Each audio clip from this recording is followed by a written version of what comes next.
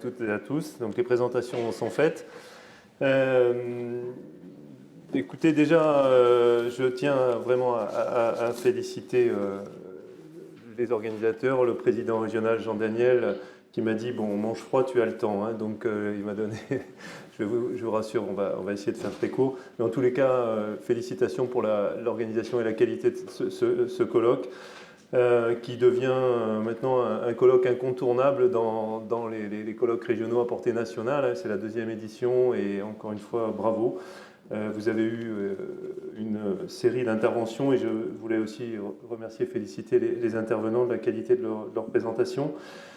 Sujet fort à propos puisque ça a été évoqué à plusieurs reprises ce matin. Hein, on est suite à 3 jours de gel et je ne peux pas aborder cette synthèse sans avoir un message de soutien à l'ensemble des vignerons, des viticulteurs qui ont depuis 3 jours lutté contre le gel dans toutes les régions viticoles.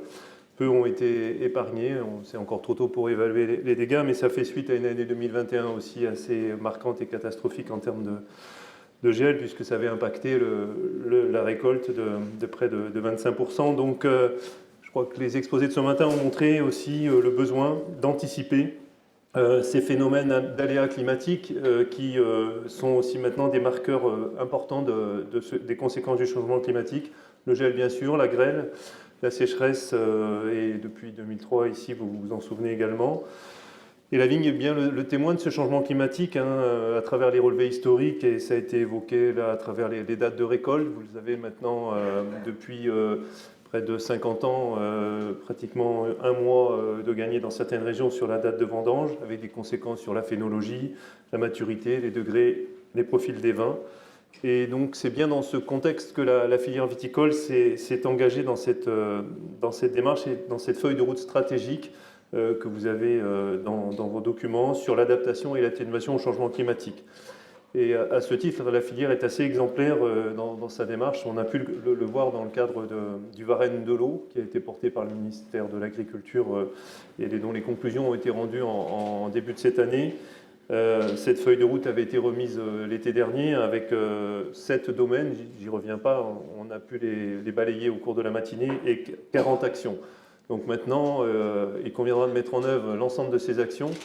Et si je dois retenir un marqueur fort aujourd'hui, c'est la dimension régionale, l'adaptation aux spécificités régionales, à la fois en termes de contexte, d'appellation, de collectifs aussi humains et d'organisation. On a eu aussi un bel exemple ce matin, je pense, de la capacité d'accompagnement du pôle recherche-transfert, j'y reviendrai, prenant en compte justement des données et des références régionales. Alors ce travail, ça a été évoqué, et bien sûr est issu de cette large prospective qui a été conduite dans le cadre du programme La Cave. Et pourquoi cette prospective a porté ses fruits? C'est qu'elle a été basée sur une consultation régionale de plus de 600 acteurs à travers les comités régionaux, notamment de l'INAO, à travers les comités de bassin. Il y a eu, à travers une méthode participative, l'interrogation, le collectif qui a permis de remonter à peu près plus de 800 propositions qui ont été synthétisées dans la feuille de route. Mais c'est bien cette richesse qui émane du terrain et du collectif au niveau régional qui a constitué l'importance de cette démarche. Et je pense que clairement aujourd'hui, dans la mise en œuvre du plan d'action, il faudra retenir la même méthode, c'est d'aller vers l'expérimentation. Alors un de nos collègues vous a encouragé à demander l'expérimentation, j'ajouterais à demander l'expérimentation participative pour associer l'ensemble des acteurs au projet. Donc une dynamique collective qui a surtout, vous l'avez vu, ça a été évoqué, identifié l'innovation comme un marqueur fort sur les 4 scénarios qui ont été proposés dans le cadre de la prospective. C'est bien le scénario innovant qui doit permettre d'innover en restant dans nos territoires et dans nos terroirs. Et je crois qu'on a eu ce matin à ce titre-là, un certain nombre d'espoirs, en tous les cas, un certain nombre de propositions, de leviers, de combinaisons de leviers qui permettent d'innover et d'adapter le vignoble face à ce changement climatique.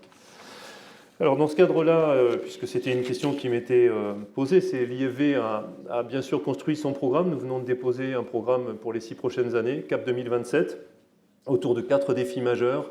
L'innovation variétale et la production de plants, j'y reviendrai, c'est un enjeu, vous l'avez vu, c'est probablement aujourd'hui le premier levier important pour adapter le vignoble, mais ce n'est pas le seul. Le défi des émergences et des maladies émergentes et dépérissements, Céline l'a largement évoqué, on voit les conséquences du changement climatique, sur le besoin aujourd'hui d'anticiper sur l'évolution de ces ravageurs et maladies émergentes. Et on parle de prophylaxie anticipative, on parle d'épidémiosurveillance. Et vous le verrez, je pense qu'à travers tous ces travaux, c'est aussi les observatoires, la capacité qu'on a à anticiper ces nouvelles maladies. Troisième défi pour nous, c'est la transition écologique, hein, tout ce qui touche à la réduction des intrants, et ça reste bien sûr d'actualité. Et enfin, on l'a vu aussi, sur l'adaptation de l'itinéraire technique face à l'évolution des modes de consommation, à l'évolution des profils des vins. Là aussi, vous êtes directement concernés. Autour de ces 4 défis, on a 3 enjeux transversaux, et le premier, c'est changement climatique, avec les 2 aspects, adaptation, atténuation, le développement de la vitiviniculture bio, qui est pour la filière aujourd'hui en expansion, et également la qualité des sols, et notamment la qualité biologique des sols. Alors les enjeux pour ces défis transversaux, et dans le cadre de ce programme, nous on le construit avec l'ensemble de nos partenaires. Hein. L'IFV, c'est 160 collaborateurs, une vingtaine d'implantations autour de pôles techniques régionaux comme ici en Alsace, à travers la station régionale Alsace, et l'ensemble de nos partenaires hein, autour de pôles recherche transfert. Mais également, on associe les autres filières agricoles, vous l'avez vu sur l'atténuation, avec les instituts techniques des autres filières. Et sur le volet atténuation, c'est un volet important. Et nous avons signé en 2021 le renouvellement de nos contrats cadres pour 10 ans avec INRAE IFV, qui était historiquement sur la création variétale. On avait depuis 1997 un contrat sectoriel sur la création variétale. Et on l'a étendu aux 6 domaines, dont le domaine du changement climatique, avec des enjeux autour du développement des observatoires, et notamment de l'impact du changement climatique, et l'amélioration de la prédiction par les méthodes d'évaluation, les modèles de prédiction tels que ça a été présenté ce matin, mais également l'évaluation de l'impact technico-économique, la pérennisation des réseaux d'observation et des équipes, hein, tels que ça a été construit dans le cadre du programme LACAV, et la construction de plateformes pour bâtir des essais co-construits avec la profession. Donc ce sont des dispositifs expérimentaux qui permettront de tester les différents leviers qui vous ont été présentés en termes d'adaptation, en termes de matériel végétal. C'est des dispositifs longs, mais également de changement de mode de conduite, de stratégie sèche ou d'irrigation dans certaines régions. Également les agroéquipements hein, qui viennent aujourd'hui avec la robotique aussi apporter un certain nombre de solutions, et bien sûr en dernier recours les leviers œnologiques. Alors à ce titre, j'en terminerai par ça, je pense qu'aujourd'hui le pôle de recherche, transfert, formation autour du biopôle et dans l'ensemble des partenaires, et on a encore une fois une belle démonstration, et la qualité et l'excellence scientifique qui a pu être présentée ce matin. Je reprendrai peut-être aussi la proposition de Jean Daniel, qui est le centre de gravité de la recherche-développement viticole européenne. En tous les cas, cette ambition forte, compte tenu de la proximité et aussi de la dimension européenne du projet. Donc, et à ce titre, on est vraiment engagé à vos côtés dans le développement de ce pôle, avec une dimension régionale forte, une spécificité du vignoble et la prise en compte de ces spécificités. On l'a vu à travers la création variétale, la dimension matérielle végétale avec les travaux sur la sélection, le conservatoire, et c'est essentiel de pouvoir, à ce titre, évaluer le patrimoine génétique de l'ensemble des variétés. Bien sûr, le développement de nouvelles technologies, le laboratoire dans lequel nous investissons, INRAE IFV, sur ces techniques et les perspectives qui sont à nos portes en termes de diagnostic précoce. Ces questions sont essentielles pour pouvoir anticiper à la fois les maladies, mais surtout garantir la qualité sanitaire des plants. J'en oublie bien sûr beaucoup, mais c'est aussi le transfert et tout le travail qui est fait dans le cadre du plan dépérissement. Ça a été beaucoup cité ce matin, hein, c'est un projet structurant, le plan dépérissement, et un certain nombre d'équipes de recherche ici sont impliquées dans les travaux du plan dépérissement. Il y a d'ailleurs aujourd'hui un colloque scientifique qui se tient à Tours, c'est pour ça que je n'étais pas avec vous en début de matinée, sur le développement de ce plan national dépérissement. Donc, vous le voyez, une compétence aujourd'hui qui est réunie au sein de ce pôle, et clairement pour nous une ambition forte d'apporter des réponses et des solutions à travers les travaux de recherche qui sont menés, bien sûr avec l'ensemble des partenaires.